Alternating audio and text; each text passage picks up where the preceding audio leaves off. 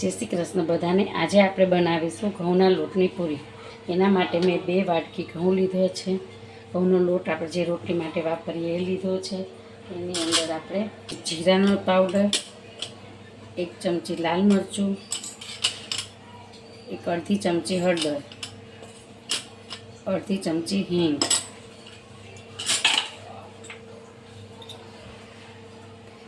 નાની 2 ચમચી ચાટ મસાલો,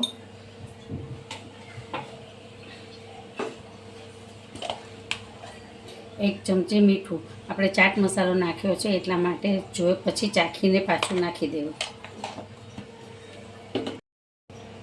આટલો અજમો લીધો છે, આશરે 1 ચમચી છે, જેને આ રીતે આમ મસળીને અંદર નાખી દેવાનું। અને 1 ચમચી તલ લીધા છે। અને આપણે એના મોણ માટે ઘી અને તેલ બંને મિક્સ કરીને મોણ નાખીશું। કસ્તુરી મેથી અંદર નાખવાની છે। આ રીતે આપણે મિક્સ કરીને અંદર નાખી દેવાની। આપણે આટલું મોણ નાખવાનું છે। આ રીતે આમ દબાવીને મુઠ્ઠીમાં લોટ રહી જાય ને એટલું મોણ નાખવાનું છે। પછી સહેજ નવસેકું ગરમ પાણી કરીને લોટ બાંધવાનો છે। આ રીતે આવો લોટ બાંધવાનો છે, બહુ કઠણે નહીં અને ઢીલો બી નહીં। હવે આને 15 મિનિટ માટે એમને રેસ્ટ માટે મૂકી દેવાનો છે લોટને। 15 મિનિટ થઈ ગઈ છે લોટ આપણે રાખ્યો તેનો। અને એને આ રીતે આમ રાઉન્ડ રાઉન્ડ કરીને પતલું કરીને પછી આ રીતે આમ લુવા પાડી દેવાના છે। પછી આ રીતે પૂરી વણી દેવાની, એકદમ પતલી બનાવવાની છે। આ રીતે વણી પછી એની અંદર આમ કાપા પાડી દેવાના, જેથી પૂરી કડક થાય અને ફૂલે નહીં।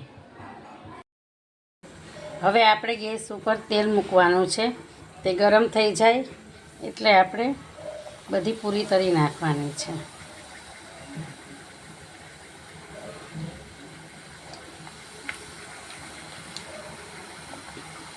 ધીમી આંચ ઉપર જ આપણે તળવાની છે પૂરી।